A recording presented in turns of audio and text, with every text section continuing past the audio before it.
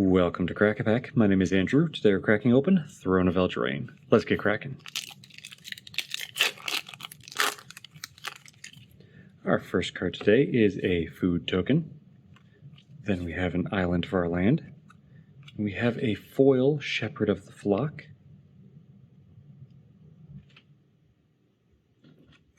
Next we have Fires of Invention, which for 3 and a red is an enchantment that reads, you can cast spells only during your turn, and you can cast no more than 2 spells each turn. You may cast spells with converted mana cost less than or equal to the number of lands you control without paying their mana costs. Alright, so right before I started filming this, I actually was looking into Fires of Invention because I knew it was in this set. I was trying to figure out why this card is so good.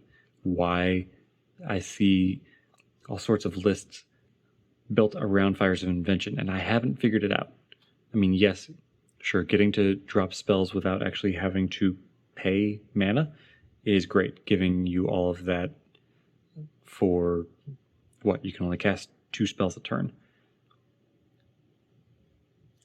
But then I started thinking, hey, what about big bomb creatures that have heavy mana costed abilities? Oh, that's where it is. Ramp up way ahead of your opponent and drop a couple of big permanents that have just abilities that you have, activated abilities with a mana cost. You can get the permanents out for free, and then you have mana up for those abilities immediately. And now I get it. I don't know where I'm going to put this. This is something that you build around, right? Like I was saying, you have to build around, like you have to ramp up and then have something big to drop with this. But what that is, I don't know yet. If you have ideas for a Fires of Invention deck, let me know in the comments below.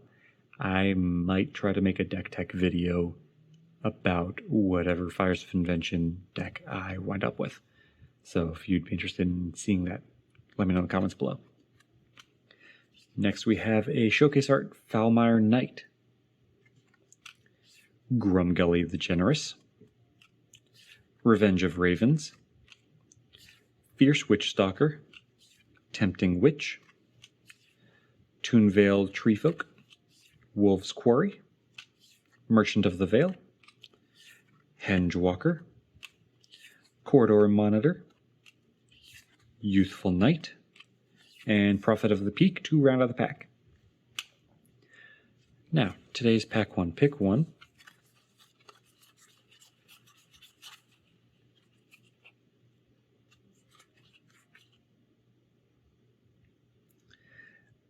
I think I'm going to give to Revenge of Ravens, which for 3 and a black is an enchantment that reads, whenever a creature attacks you or a planeswalker you control, that creature's controller loses 1 life and you gain 1 life. So this is just a nice deterrent for combat damage. It's helping you stay a little bit ahead of your opponent while also slowly whittling them away.